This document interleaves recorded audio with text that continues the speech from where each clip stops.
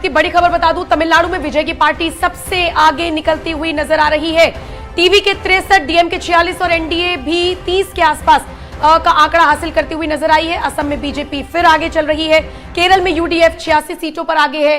Left 53, BJP 5 सीटों पर आगे। लेकिन सबसे इंटरेस्टिंग अगर हम तमिलनाडु की राजनीति का जिक्र करें तो यहां पर विजय थालापति की पार्टी टीवी के आगे बढ़ती हुई नजर आ रही है। और ये इंटरेस्टिंग इसलिए है क्योंकि बहुत सारे लोग कह रहे हैं कि विजय थालापति किंग मेकर की भूमिका में तमिलनाडु में नजर आ सकते हैं।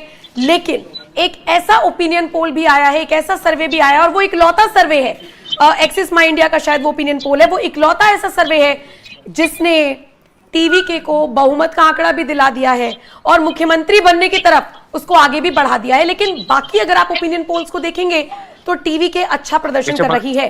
अब विजय थालापति को कांग्रेस अपने पाले में लेने की पूरी कोशिश करेगी।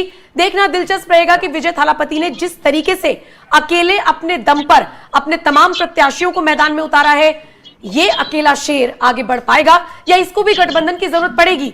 और सोचिए ना, अपने फिल्मी करियर से पूरा संन्यास लेने के बाद जिस तरीके से ऑफिशियल ऐलान विजय थालापति की तरफ से किया गया था, यानी वो इस राजनीति को पार्ट टाइम जॉब नहीं समझ रहे हैं। दरअसल तमिलनाडु में एक लहर चल रही है। पुरानी पार्टियों से, पुरानी पार्टी की विचारधाराओं से लोग ऊब चुके हैं। वही सनातन की बुराइयां, वही उसके उन्मूलन का जिक्र, वही स्टालिन, वही परिवार, फिर वही एआईएडीएमके का अगर हम जिक्र करें। अब जो युवा हैं उन्हें कुछ अलग चाहिए, और अगर अलग विजय थालापति जैसे युवा नेता उनको देंगे तो हो सकता है कि शिफ्ट हो जाए वोट। अब देखिए, चुनावों के रुझान आ रहे हैं, टीवी के आगे भी चल रही है, लेकिन ये रुझान नतीजों में तब्दील हो पाएंगे या नहीं, देखने वाली बात होगी। शिवशंकर, आप कुछ बात कर रहे थे, उसे पूरा कीजिए। बिल्कुल, जिस तरीके से हम वही कह रहे थे कि पश्चिम बंगाल में इस बार का जो चुनाव इतना इंटरेस्ट बढ़ा दिया है, खास करके जो हिंदी राज्य हैं, बात करें उत्तर प्रदेश की, दिल्ली की, जो लगातार जो आसपास के जो राज्य हैं, उन सब में जो है पश्चिम बंगाल में क्या कुछ हो रहा है, किस तरीके की स्थिति बनी हुई है, किस तरीके से ममता बनर्जी के जो बयान है वो वायरल हो रहे हैं। लोग इतना इंटरेस्ट मुझे लगता है कि शायद पहली बार दिखा रहे हैं कि जबकि लैंग्वेज बैरियर है, वहां पर बंगाली लोग बोलते हैं, लेकिन उसके बावजूद भी लोगों का इंटरेस्ट पड़ा हुआ है कि वहां पर क्या कुछ घटनाएं होती हैं और जिस तरीके के बयान वहां से निकल के सामने आ रहे हैं। उसके बाद अजय पाल शर्मा का वहां जाना, जिस तरीके से उन्होंने जो है गुंडों को चेतावनी दी, ये तमाम चीजें जो है लगातार वायरल हो रही हैं, लगातार उसके बारे में जिक्र हो रहा है, लगातार लोग जानने में इंटरेस्ट।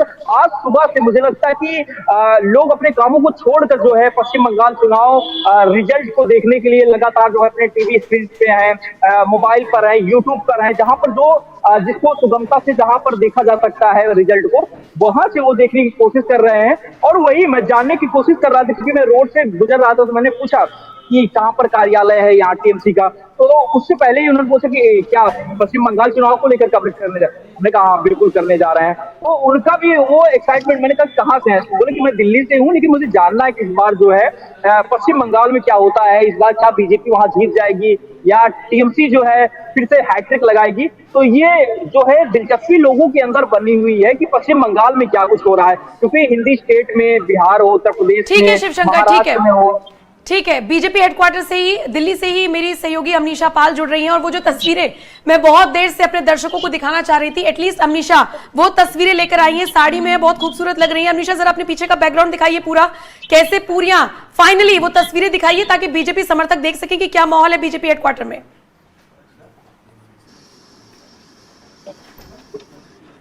अमनीशा, आपको मेरी आवाज मिल रही है? शिवशंकर, आप थोड़ा ठहर जाइए। अमनीशा, आपको मेरी आवाज मिल रही है? बीजेपी हेडक्वार्टर में जो कहा जाए खाने पीने की तैयारियां अभी से स्टार्ट हो गई है। जैसे हमें बिहार इलेक्शन में भी देखने को मिली थी कि लिट्टी चोखा बनाया जा रहा था, और वैसे हम बात करें हरियाणा में भी जो है वो जलेबियां, हरियाणा इलेक्शन के टाइम जब रिजल्ट आने वाला तो जलेबियां यहाँ पे बनाई जा रही थी। आज यहाँ पे फुल तैयारी नजर आ रही है। ऐसा लग रहा है कि पहले से ही बीजेपी ने है वो कहा जाए आस लगा ली है कि बंगाल में जीत पक्की है। अब देख सकते हैं यहाँ पे तैयारी चल रही है, लगातार जितना भी खाना पीना है वो सब बन रहा है, और थोड़ी देर में यहाँ पे हो सकता है कि जितनी भी जनता है वो यहाँ पे नजर आए, बीजेपी हेडक्वार्टर में जो खुशियां हैं वो सेलिब्रेट करने के लिए यहाँ पे मौजूद हो।